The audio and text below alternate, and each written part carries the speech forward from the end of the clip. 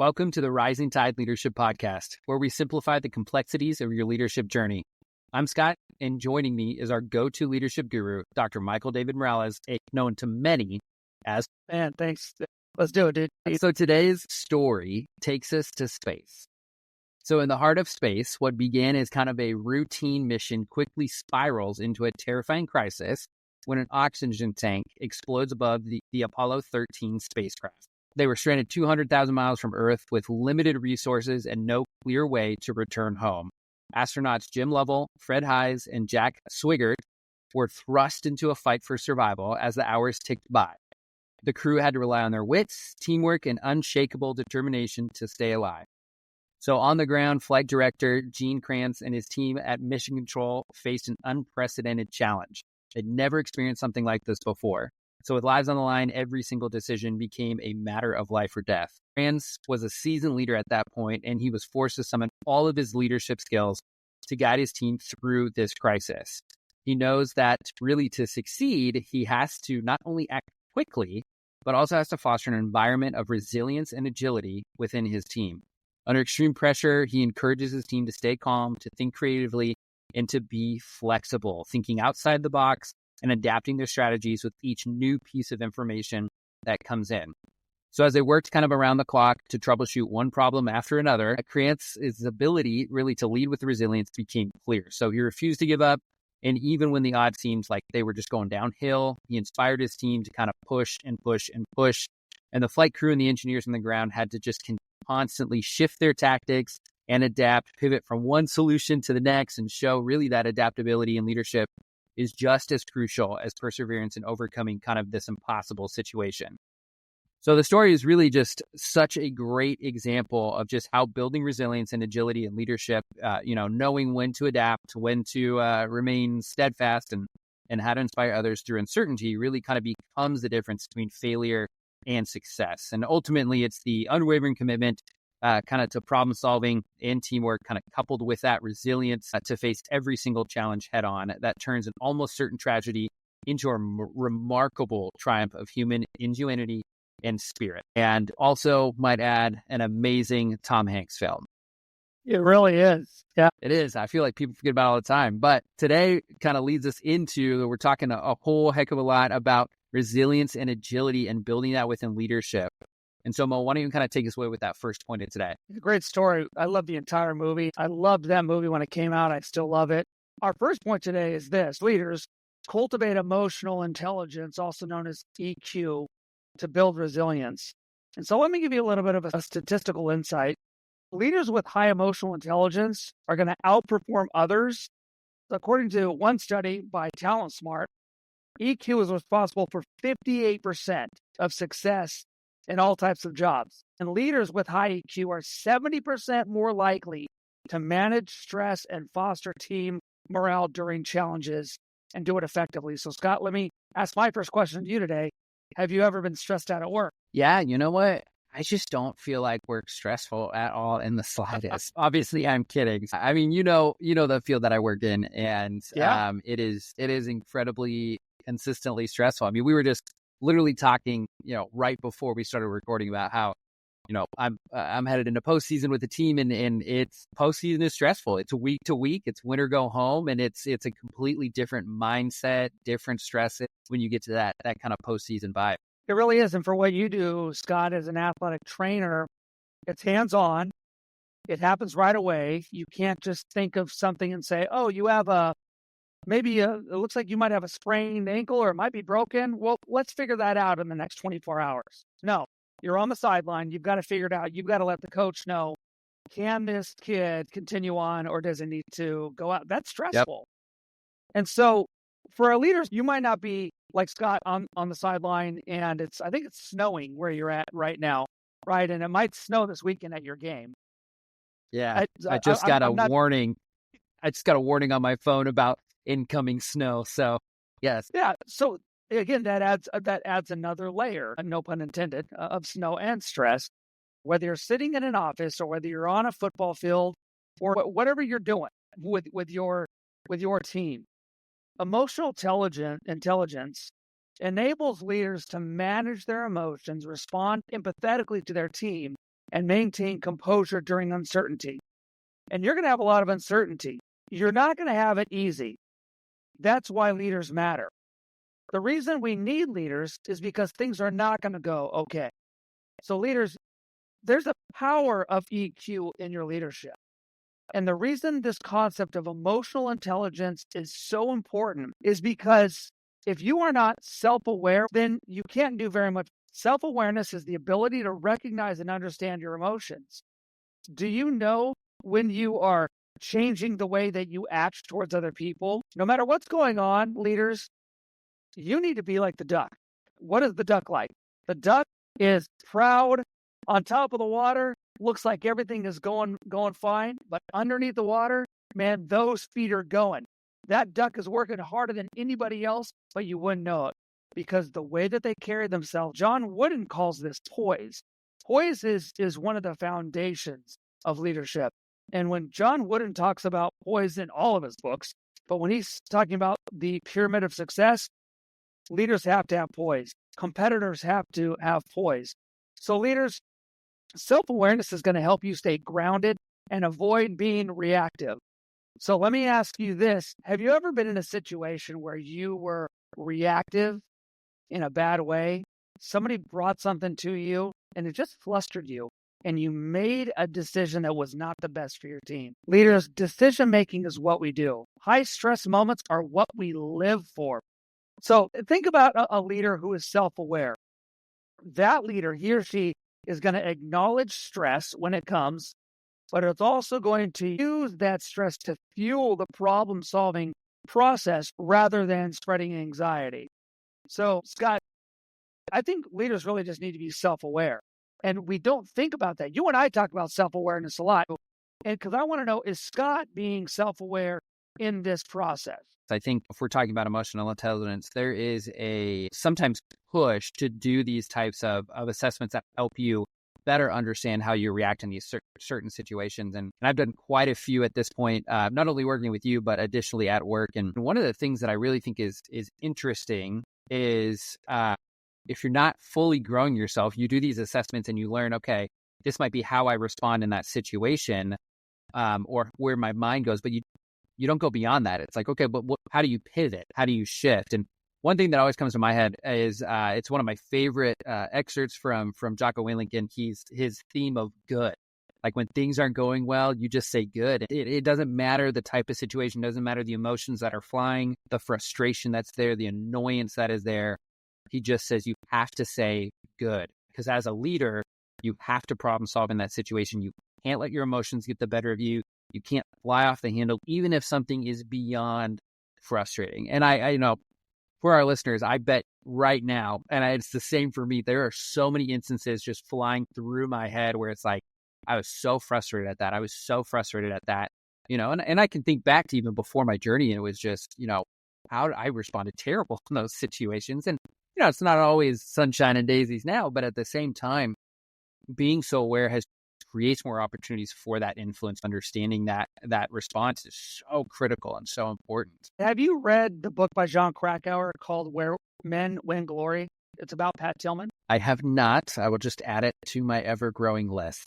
Jon Krakauer does a great job talking about the heroic deeds of Pat Tillman and all the men that were with him in Afghanistan. Pat Tillman, he tells a story about the first time they were in combat.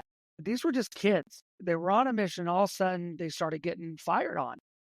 And so all these young guys who had never been in war before, they all jumped down and they were hiding and they were behind rocks and stuff like that, except for one crusty old guy who was the sergeant in charge.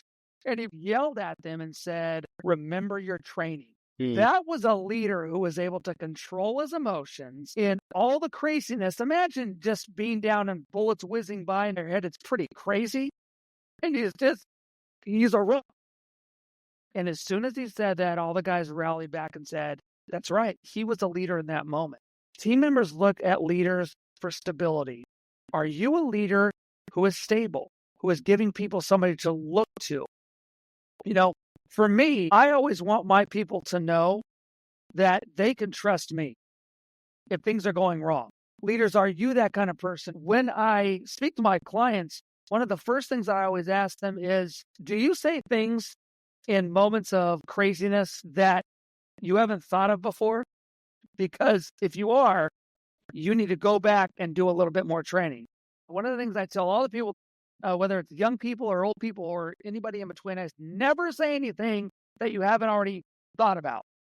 If you think, man, I'm gonna march into the office and I'm gonna give this person the piece of my mind, did you think about it? Leaders, think about things beforehand. You do not have the luxury of being somebody who does not self-regulate. A couple of the key dimensions of emotional intelligence are self-awareness and self-regulation. I feel like we probably should do a whole podcast on just emotional intelligence. I feel like maybe we should. have, actually. Yeah, we either have or we just, well, whatever. It's always a great topic to revisit. So Mo, why don't you take it away with that second point? Point 2 is this. Leaders, embrace experimentation. Google has what they call the 20% time initiative. They have a program that encourages employees to spend 20% of their time working on innovative ideas that are unrelated to whatever their core responsibilities are. This really led to the creation of Gmail, Google Maps, AdSense, all the key products that you and I now are able to say, yeah, I use that. And why does that matter? Because encouraging experimentation among your team creates a culture of innovation and adaptability. Those are the kind of people that you want to have. When leaders support risk-taking, teams are more likely to pivot and find creative solutions to the challenges. So experimentation is obviously incredibly important. Thomas Edison invented like over 1,000 ways how not to make a light bulb before he had that one. And so there's failure and failure and failure. So then when it comes to your teams, how do we go about as leaders kind of building resilience and agility really into our teams when all of those experiments don't really go as planned? And maybe you have like a slew of, you've got a couple weeks or months where things they're just not going well. So how do you as a leader really just continue to encourage those individuals? Experimentation is going to enable organizations to remain agile and responsive. And I mean, let's face it, we're in a rapidly changing world. So you have to give your people some autonomy. All of us are better than one of us. I want my team to give me ideas. I'm always sending stuff to my team saying, what do you think about this? What do you think about that? Scott, when we talk about even the leadership, a podcast that we do, we're constantly talking about different ideas. And I want to know what's going on specifically with you and with people that you know. I'm always asking, what are people dealing with? I want to experiment with that. We might fall flat on our face. But I want to be, that's such a great point, Scott. I want to be like Edison. I want to mess it all up. And I want to go back and say, remember how crazy it was when we tried X, Y, and Z? What were we thinking? And so I come back to, again, one of my favorite examples and yours over the past several weeks, which is how did Elon Musk create something that he calls chopsticks, which is great. All of his names for things are great, to catch a rocket. I mean, who thinks of that? Well, it probably wasn't just him. It was probably his team. That's why when you saw the video of the chopsticks catching the rocket, it wasn't just Elon. It was a ton of people cheering and being excited because they were all in on that experimentation. Leaders, what are you doing? And let me give you, Scott, specifically to your question. This is how leaders can support experimentation. One is this. You need to foster creativity where you work. You need to think beyond the immediate tasks of things that need to get done, because that's what's going to lead to innovative problem solving. Let your people be creative. They all have fun things that they do. When they go home at the end of the day, they're either working on their cars or cleaning their house or doing projects, doing things that have nothing to do with work. And that's what they're good at. Find out what your people are good at. Ask them to be creative. The second one is this. Leaders, you need to allow your people to build agility. Teams that regularly experiment become better equipped for the unexpected challenges. If you bring your people around a table once a week, once a month and say, hey, what are you guys thinking about? What are the craziest ideas? What's going to take our company to the next level? And you start letting those creative juices flow. Watch this. When something goes wrong, because you have had those conversations weekly or monthly or whatever it is, people are just going to jump up and say, hey, why don't we try this? Why don't we do this? You got to have those conversations. And the last one is this, Scott. For leaders to be supportive, We need to encourage risk taking. I love risk takers. You need to create a supportive environment that empowers your employees to explore the bold ideas, and they need to be able to do it without fear of failure. And yeah, it might cost your company some extra money. They might screw something up, but you know what's going to happen?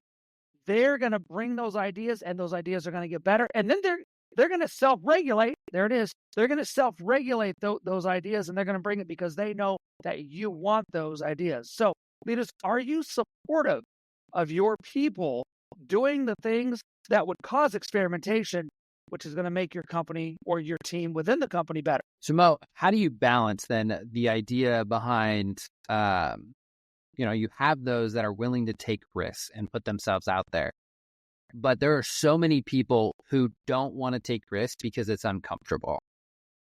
So how do you foster that idea of risk taking with those individuals who are just fearful or terrified of the idea of stepping out into something uncomfortable, of taking a risk? I'll give you just a couple. First of all, you need to reward effort, not just success.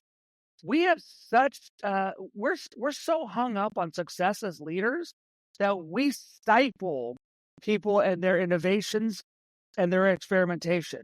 You need to celebrate the attempts, even if they fail. When somebody does something and it goes not the way that you expected, great. We're one more attempt closer to the light bulb. We're glad that Edison didn't stop. Formula 409, I think we've talked about before. Why is Formula 409, the cleaning solution, called Formula 409? Because it was the 409th attempt. We want people to attempt. We want people to fail. So leaders, frame failures as learning opportunities that are going to pave the way for breakthroughs, and watch the breakthroughs happen. Second is this. You need to provide the resources. Don't just say, yeah, go ahead and do it. You got to give your people what they need. What do they need? Your people need time. They need tools. They need funding. Give them those things. If you are a leader, it's always going to cost you more. It's going to cost you more time. It's going to cost you more tools. It's going to cost you more funding. Get over it. Be a leader. Do it. At the end of all my conversations, I always say this. How can I be helpful? What do you need from me? That's what I need to do. And lastly is that as a leader, you need to demonstrate openness to experimentation by piloting new approaches yourself. You need to jump in there and do it. You need to fail with your people. You need to be vulnerable. That way you can share the lessons that you learn. You can share the successes and failures, and your people are going to say, well, this is a normal thing. Even the supervisor is getting out there and doing these things. Trust me, do that. It's going to change your world. Yeah. So it sounds like ultimately to be able to help those that don't necessarily enjoy risk-taking, the idea is to, one, model risk-taking yourself, but additionally modeling the idea that it's okay when you fail. Because I'd argue that probably most people don't take risks because, when you take a risk, there's a high chance of failure. Yes, there is. And failure sucks. It's never fun, but it's so important. So modeling that potentially as that leader and letting them know, hey, like I fail all the time, would be a great way to maybe get those individuals in the swing of things, into the idea of, hey, yeah, you can take risks. It's okay if you fail. Now, one of the things that you talked about, I think it was your second point there, was the idea of, enabling them to kind of continuously learn. And that ties straight into our third point for today. So Mo, why don't you kind of take us into point 3? Our third and final point today is this: prioritize continuous learning for long-term success. Here's one of my favorite books, The 7 Habits of Highly Effective People by Stephen Covey. These principles that he talks about begin with the end in mind, sharpen the saw, and everything in between provide a framework for self-renewal and strategic adaptability. So leaders, you can develop a mindset of being proactive in your growth, and then you can teach your teams to embrace change. What Covey emphasizes in this book is building a solid foundation, both personally and as a team, but it's about consistency. It's about self-improvement every day. It's about focusing on long-term goals. So the real question is, how are you going to implement change on your team, especially coming up on a new year? So if we're talking about continuous learning, and, there's obviously certain ideas, right? And I work as an athletic trainer. So the idea of continuing education is something that I'm mandated to get, but not everybody has access to it. So how do we ensure or implement things that really make sure that all of our team members, regardless of their role, have access to those learning opportunities? Yeah, I'm going to give you 3 quick ones, and here they are. The first one is this. You need to adopt proactive growth. So dedicate time as a professional to develop what needs to be done yourself, and then you got to have your team do that as well. So reading, attending workshops, certifications, you need to make that a priority, not just for yourself, but then ask your team, hey, what are you reading right now? I want to know how all the people in my life, I want to know what they're reading because I want to make sure that I'm not missing something. Because if it's helping you get better, it could help me get better. We talked about doing things that are engaging. Man, I love certifications. If your people want to be certified in something, pay for it. You're the boss. You've got funds somewhere, and if you don't have them, find them. Model this commitment to inspire other people to be their very best and create habits like Covey talks about in his book, which is going to create a winning team for you. The second one is this. Teach your team to embrace change. You should be talking about change in your business all the time. One of my favorite quotes is the only constant is change. Use Covey's principles. There's 7 of them. That's why they're the 7 habits to help your team focus on what they can control and only on what they can control, no matter what the circumstances are. You cannot control the circumstances, but you can control the way that you go after those circumstances. So how do you do this, leaders? You got to have team discussions. You need to help people apply habits. You need to help them in both their work life, and you have to help them in their personal lives as well. You being a leader doesn't stop at 5 p.m. or whenever it is. When your people go home, you need to make sure that you are checking in on them and you are a leader all the time. And the third one is this. Create a development plan. That is very important. Collaborate with your team members, the people that report to you and the people that you report to yourself, and set specific, measurable, and meaningful goals. At the end of every year, going into a new year, if you have not written down your goals, they're just dreams. You need to incorporate regular check-ins. You need to track the progress. Don't just do it and say, well, I got my goals done. Set a time. Are you going to look at them weekly? You're going to look at them once a month? You're going to look at them quarterly? I don't know. But you have to create a development plan. And if you don't have a development plan, do you think your people are going to have it? The answer is no.